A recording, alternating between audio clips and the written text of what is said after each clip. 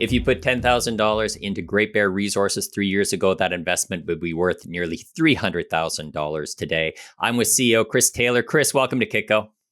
Good to see you again, Michael. Chris, Great Bear is always generating a lot of news, but maybe you could bullet point Great Bear for us first. What would you emphasize that makes Great Bear rival its peers? There's a few points that I think are important here. Number one is the size of the gold system that we found. Number two is likely the presence that as big as it is, it goes right to the surface.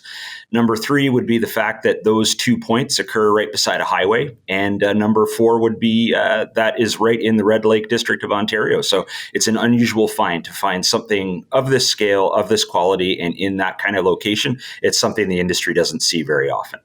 What's a tier one project and how does that relate to your Dixie project? Well, tier one assets are these rare kinds of hen's teeth projects that form the backbone of gold production around the world. Usually, these are considered more than a 10-year mine life, somewhere around 500,000 ounces a year or more on an annual basis.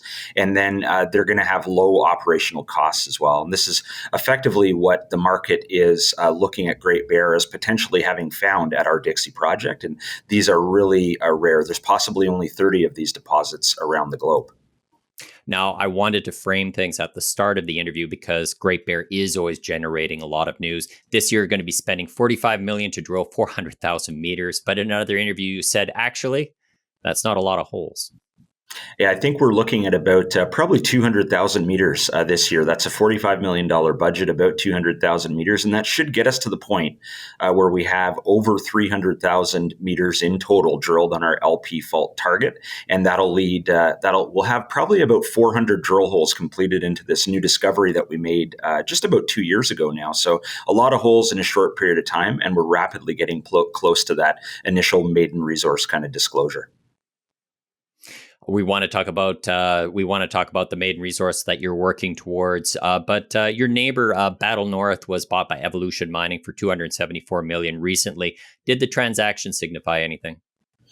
I think the transaction signified that Evolution is serious about making a long-term success story out of Red Lake. And I know the Red Lake mine had suffered for a number of years from a lack of new investment and a lack of new thinking. And of course, Evolution, they're a dynamic younger company. They've come in. And one of the reasons they bought Battle North is because of the mill. And they have to do a lot of upgrade work at the main Red Lake gold mine. And I believe that mill at Battle North is going to be a very good stopgap. It's going to probably be processing ore at a time when other facilities are being upgraded. So it made a lot of sense to show the stamp and control in the district, their serious intent, and I think it's going to be a real benefit for their long-term operations. We're seeing more strategic partnerships. Rio Tinto and Western Copper Gold announced a deal this week. What's the advantages and disadvantages of such deals?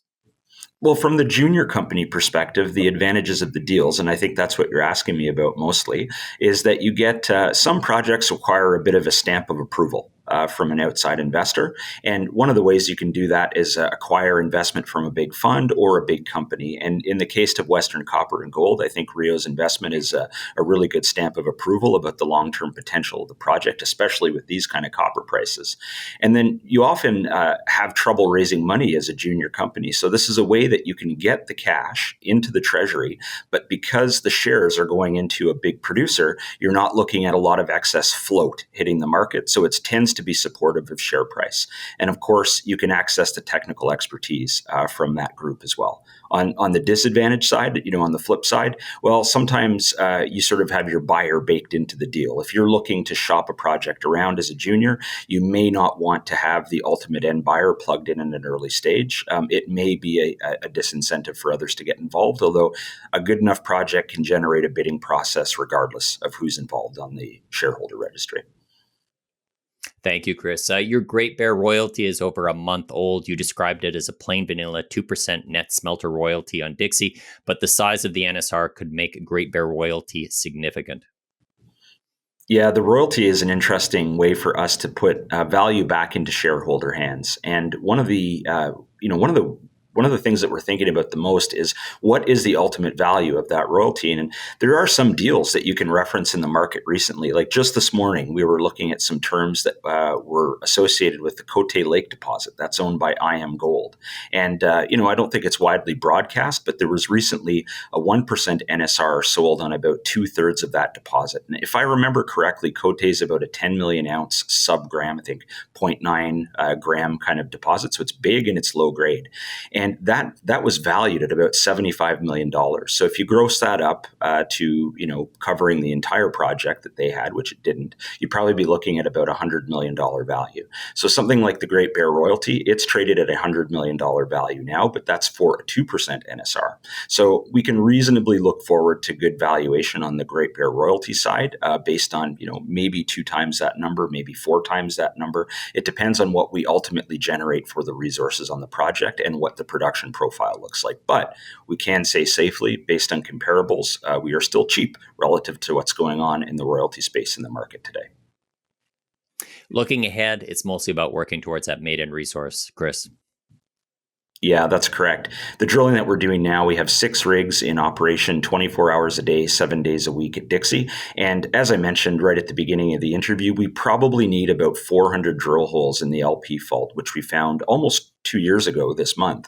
That will take about 400 holes, and it just takes a long time. Like, we do the rough math that if you had to do a drill hole every 50 meters along the 4 kilometers of the area that we're looking at, you would need about 800 holes to at least complete that shallow 0 to 400 or 500 meter depth drill grid on this target. It's simply a function of the size that's not done yet, but we anticipate that drilling will be done towards the end of this year, which means you're not far out from getting that maiden resource disclosure of the shallow near surface portions of the system. There's no way, frankly, we can drill off all the gold on the project in the initial maiden resource, but I think just the near surface component of it will be everything that the market desires, and it's up to us to show it. Correct me. I think that you're planning an announcement for when you think that the maiden resource is going to be announced. Yeah, that's correct. What we're doing is dealing with feedback from all the various engineering groups and resource modelers. We have internal people, we have external people, and they're finalizing our drill plans for us. With the approximately 300 holes that we'll have out into the market in the very near term, we now have enough information to finalize those drill plans. And that means, if you just do the math on what's been done, reasonably, the expectation is that work will be done towards the end of the year, and you'll have the maiden resource disclosure shortly thereafter. But we'll give you an exact date as soon as we amalgamate all the feedback from the experts. Broader question, Chris. How would you situate exploration companies right now? Copper, of course, hit an all-time high last week. Gold has come back while crypto has cooled. JDXJ is at a 5-month high.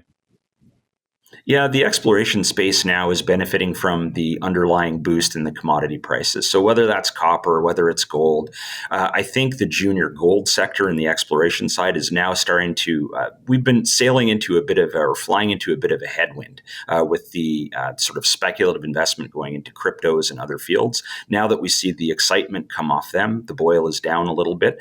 You can start to see that, gold did not fluctuate 25%, 30% in price over the last month. Gold has maintained its steady store of value, which is exactly what it's supposed to do.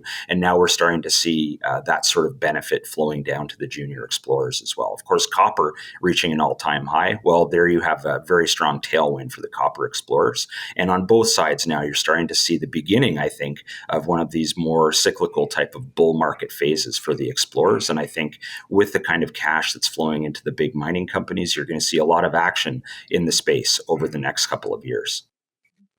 Chris Taylor, thank you for speaking with Kitco. Yeah, good to speak with you, Michael. Thank you.